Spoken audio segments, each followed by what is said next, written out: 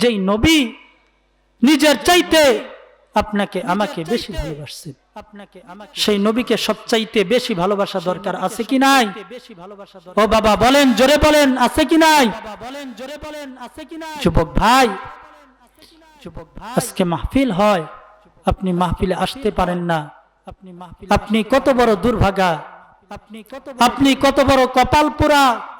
এই এলাকায় আমি ছিলাম, এই এলাকায় কত যুবক আমি জানি, এই এলাকার প্রত্যেকটা অলি গলি, প্রত্যেকটা রাস্তা আমার চোখের সামনে ভাসে, যুবকদের চেহারা আমার সামনে ভাসে। এই এলাকার মাঠগুলো আমরা খেলাধুলায় বিচরণ করেছি, এই এলাকার রাস্তাগুলো আমরা বিচরণ করেছি। 2008 থেকে নিয়ে 2011 পর্যন্ত এই এলাকার প্রত্যেকটা অলিগলি আমরা চষে বেরিয়েছি। এমন কোন মুরব্বী বাবা বলতে পারবে না যে আমরা তাদের সঙ্গে বেয়াদবি করেছি। আমাদের সঙ্গে তাদের স্নেহ মহব্বতের ভালোবাসার বন্ধন আলাদা, তাই না বাপ?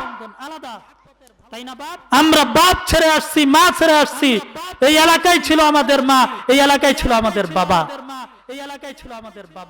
আমি লজিন খাইতাম, আমার সামনে বসে আছে চাচা মিয়া, ওনার বাসায়ও আমি রমজান মাসে লজিন খাইতাম এবং নিয়মিত লজিন খাইতাম।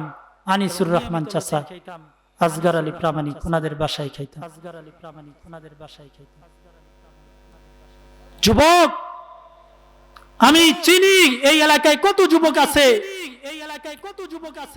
যদি নিজেকে মুহাম্মাদের উম্মত হিসেবে দাবি করো, নিজেকে যদি মনে করো আমি সচ্চা মুসলমান, আমি ইমানদার, তাহলে তোমার ইমান কি তোমাকে মাহফিল পর্যন্ত আনতে পারে না।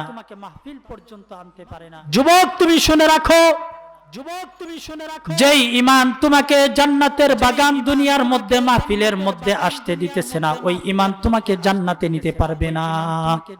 ঠিক কিনা বাবা?